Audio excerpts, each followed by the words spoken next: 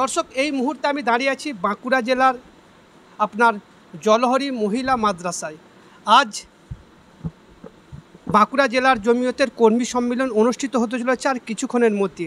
আপনারা যেমনটা দেখছেন, বাঁকুড়া জেলার জমিয়ত উলামা আজ আসছেন আপনার জনাব হজরত মৌলানা আসজাদ মাদানী সাহেব এবং বিশেষ অতিথি মুফতি শিহাবুদ্দিন সাহেব এবং প্রধান বক্তা হিসাবে আসছেন কারি শামসুদ্দিন কাসেমি ও আলিক, আপনার পশ্চিমবঙ্গ রাজ্য জমিয়ত উলামা হিন্দের সম্পাদক।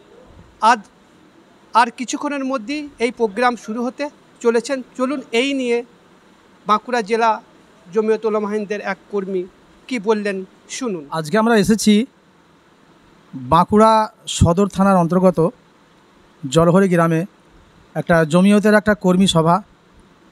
সেই কর্মী সভাতে আমরা সবাই হাজির হয়েছি। মোটামুটি এখনও পর্যন্ত 150-200 লোক এসে গেছে এবং আরও মানুষ রাস্তায় আসছেন।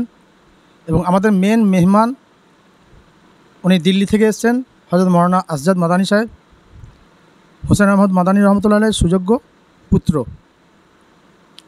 তো উনি আসছেন, উনি কিছুক্ষণের মধ্যে এখানে এসে হাজির হয়ে যাবেন। মোটামুটি 9টা থেকে 9:30 পর্যন্ত প্রোগ্রাম আমাদের শুরু হয়ে যাবে। আশা করি 12টার মধ্যে প্রোগ্রাম শেষ হয়ে যাবে। রাজ্যের নেতৃত্ব আমাদের কারি শামসুদ্দিন সাহেব আসছেন, মেমারি মাদ্রাসার প্রিন্সিপাল, আর হযরত মৌলানা আসজাদ মাদানী সাহেব আসছেন, আর ওনার সঙ্গে আরও কিছু ওলামা আসবেন।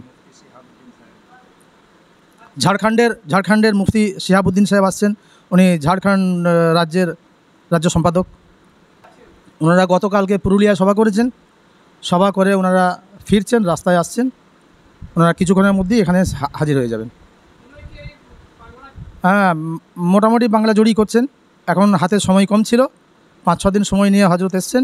তাতে করে বেশ কয়েকটা জেলাতে ওনারা কর্মী সম্মেলন করে ফিরবেন। আবার ইনশাল্লাহ আগামীতে